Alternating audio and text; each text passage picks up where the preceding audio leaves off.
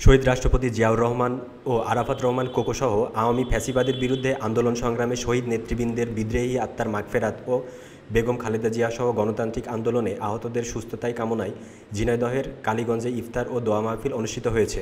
রবিবার বিকেলে শহরের সরকারি নলডাঙ্গা ভসন স্কুল মাঠে এই দোয়া ও ইফতার মাহফিলের আয়োজন করে উপজেলা ও পৌর বিএনপি। সংসদীয় ঝিনাইদহের 4 আসনের 15টি ইউনিয়নের বিপুল সংখ্যক নেতাকর্মী ইফতার মাহফিলে অংশগ্রহণ করে। ইফতার পূর্ব আলোচনা সভায় কালীগঞ্জ উপজেলা বিএনপি আহ্বায়ক মাহবুবুর রহমানের সভাপতিত্বে প্রধান অতিথি হিসেবে উপস্থিত ছিলেন কেন্দ্রীয় স্বেচ্ছাসেবক দলের সিনিয়র যুগ্ম সম্পাদক সাইফুল ইসলাম ফিরোজ। বিশেষ অতিথি হিসেবে উপস্থিত ছিলেন উপজেলা বিএনপির সিনিয়র যুগ্ম আহ্বায়ক ডক্টর নুরুল ইসলাম সহ অন্যান্যরা। প্রধান অতিথি সাইফুল ইসলাম ফিরোজ বলেন, বিগত সরকারের সময়ে আমরা এভাবে ইফতারের আয়োজন করতে পারিনি। ধর্মীয় সভা সমাবেশেও বাধা দেওয়া হয়েছে। পতিত স্বৈরাচার সরকার মানুষের সবকিছু কেড়ে নিয়েছিল। আগামী দিনে এই ফ্যাসিস্ট আওয়ামী লীগ যেন মাথাচাড়া না দিতে পারে সেদিকে সবাইকে সজাগ থাকার নির্দেশ দিয়েছেন তিনি আরও বলেন, একটি দল ধর্ম ব্যবহার করে গ্রামগঞ্জের মা বোনদের ভুল বোঝানোর চেষ্টা করছে।